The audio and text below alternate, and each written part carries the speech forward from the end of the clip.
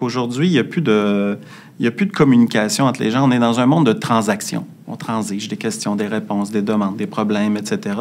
Mais on ne va pas en profondeur. Puis il y a une chose dont on ne parle plus aujourd'hui dans les équipes, c'est comment travaillons-nous ensemble?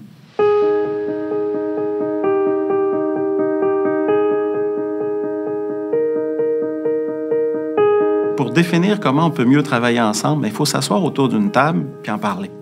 C'est aussi simple que ça. Des fois, on a besoin de se faire aider, mais c'est aussi simple que ça. On sort de l'isolement, on sort de l'individualisation des problèmes, puis on peut se reconnaître dans les difficultés qu'ont les autres.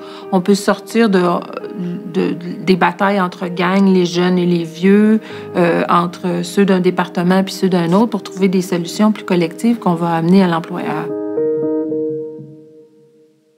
Dans un milieu de travail où le directeur des ressources humaines avait observé une hausse de l'absentéisme, beaucoup d'insatisfaction, des conflits dans des équipes, il a suggéré à sa direction de faire le questionnaire aux employés qu'on avait élaboré. Les constats qu'on a obtenus à partir du questionnaire, ça a été de démontrer vraiment plusieurs problèmes au niveau de la charge de travail, mais aussi au niveau du peu d'influence ou de participation des employés dans les décisions. Aussi, il y avait des conflits dans des équipes, des attitudes même hostiles entre certains collègues et même les supérieurs. Alors, ce qu'il a pu faire, le DRH, c'est d'aller expliquer à leur haute direction que par le passé, il y avait des pratiques de gestion dans le milieu qui étaient saines, qui étaient favorables à la santé. Par exemple, faire des petites réunions d'équipe régulièrement, sinon des courtes réunions entre les quarts de travail pour faire couler l'information entre les employés pour qu'ils puissent savoir qu'est-ce qu'ils ont à faire, tout ça. Il y avait plus d'implication, de consultation. Ces choses-là avaient été abolies au cours des dernières années, justement à cause de contraintes de productivité. Donc, pour sauver de l'argent à court terme, la haute direction avait coupé dans les activités de formation, avait coupé aussi dans les réunions d'équipe ou les réunions de quart de travail. Alors, notre DRH a donc pu démontrer que ces éléments-là ont pu avoir un impact négatif sur la santé des gens, mais par ricochet, évidemment, sur la performance de l'organisation, puisque des employés malades, ça s'absente, puis sinon, si ça ne s'absente pas, mais c'est moins productif au travail. Dans le projet, auprès des agents correctionnels, dans les milieux de détention, il y a eu plusieurs activités qui ont été mises en place. De travailler ensemble, de se prendre 10 minutes pour se parler de l'horaire de la journée, de ce qui au changement de chiffre, par exemple. Qu'est-ce qui s'est passé pendant la nuit? Qu'est-ce qu'il y a d'important à noter qui s'est passé dans les interventions? Peu importe. Si quelqu'un qui avait quelque chose à reprocher à un collègue ou une question à poser, il pouvait le dire de façon commune. Ça a baissé beaucoup la tension au niveau des personnes dans l'équipe. Ça a vraiment baissé beaucoup la tension parce qu'on a pu se parler. On a pu échanger d'informations importantes. On a pu faire ce qu'on ne faisait pas avant. Et ça a été apprécié. Ils ont vu une belle amélioration au niveau du climat de travail.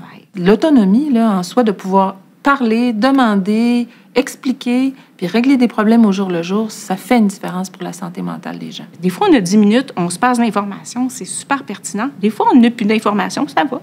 Mais juste le temps de se parler, de faire une blague ou deux, ça nous donne un bon esprit. On part la journée, on est de bonne humeur.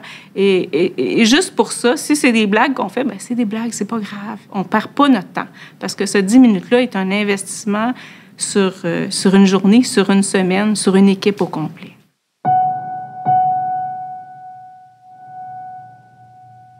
Dans toutes les interventions que je fais, je dirais qu'il y a au moins 70% des cas où on parle de problématiques de réunions d'équipe, où nos réunions d'équipe sont aujourd'hui beaucoup plus ce que j'appelle des séances d'information que de véritables réunions d'équipe. Il y a un gestionnaire qui est là en avant, qui parle parce qu'il doit cascader de l'information, qu'on lui demande de cascader.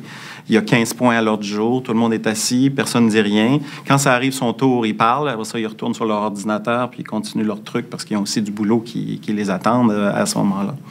Et donc, il faut qu'on revoie un peu ces structures de réunions d'équipe pour en faire vraiment, non pas des séances d'information, mais des réunions d'équipe. C'est fort important d'avoir du temps et un moment pour se parler et un moment délimité pour se parler. Parce que si on ne se l'accorde pas, puis c'est comme dans la vie de tous les jours, là, si on ne se donne pas un rendez-vous pour parler des vraies affaires, pour parler du travail, parler ce qui va bien, parler ce qui va moins bien, on ne trouvera jamais de solution. Très concrètement, ce qu'on a fait avec un gestionnaire dernièrement, c'est de s'entendre qu'il y avait d'abord, au début de la réunion, une demi-heure qui était consacrée à du dialogue sur le travail. Qu'est-ce que vous avez fait? Où vous en êtes rendu? Quelles sont les problématiques rencontrées? Quels sont les bons coups aussi? Qu'est-ce qui a bien marché? Donc, ouvrir la réunion en parlant du travail. Et ça, pour moi, c'est bien, bien important. Alors que la tendance, c'est plutôt, on ouvre la réunion, je vais vous donner l'information du PDG ou du comité de direction, etc. C'est toujours intéressant, mais ce n'est pas le truc le plus palpitant, puis c'est un peu loin des gens. Ça, c'est le premier élément. Donc, ouvrir avec du temps de dialogue. Deuxième élément, maximum de 5 sujets à l'ordre du jour. D'accord? Et avec l'accord aussi de l'équipe, parce que le gestionnaire avait raison en disant « je ne pourrais pas tout vous dire », ça veut dire qu'il y a des sujets, je n'aurai pas le temps de vous présenter. On dit « c'est pas grave, on accepte ça ». Puis si on veut de l'information, on ira la chercher à ce moment-là. Et ça, c'est important. Et troisième élément aussi, par contre, et qui là interpelle chaque personne, c'était participer aux réunions physiquement, mais aussi parler. Parce que c'est bien beau que ce soit toujours le chef qui parle, mais vous avez aussi un bout de travail à faire. S'il y a un élément qui pouvait être retenu des interventions qui sont mises sur place, des principes qui sont en arrière de ces interventions-là, c'est donnons-nous un espace pour se parler. Et c'est crucial. C'est crucial dans la vie de tous les jours d'avoir cet espace-là, mais au travail, c'est encore plus crucial. Et on ne nous le donne pas. Faut le prendre, faut le négocier. Le sentiment de retrouver sa dignité en n'étant pas une victime, là, puis de pouvoir parler à l'employeur, c'est un sentiment important. Le sentiment de justice dans un milieu de travail, c'est très important. C'est souvent le besoin de justice, c'est souvent ce qui amène à se syndiquer. Donc, la justice dans la manière dont les privilèges sont répartis, les horaires, les vacances, tout ça, fait qu'il y a des règles, qu'elles soient fixées collectivement puis qu'elles soient respectées, c'est bon pour la santé mentale. Je reviens encore sur la question du milieu correctionnel parce qu'on a un peu une idée d'un milieu très hiérarchisé, de haut en bas, où traditionnellement, on déploie les directives et que ceux qui sont à la base, les agents correctionnels, reçoivent les directives. Si on a réussi à faire une intervention dans un milieu comme celui-là, puis il n'y a rien de parfait, mais si on a réussi à changer un petit peu la culture, à faire participer les gens, puis à faire une intervention qui a certains succès bien notés scientifiquement, je pense qu'il ne faut pas abdiquer. C'est un message fort, il ne faut pas abdiquer. Puis si on réussit dans un milieu comme celui-là, on peut réussir à peu près partout.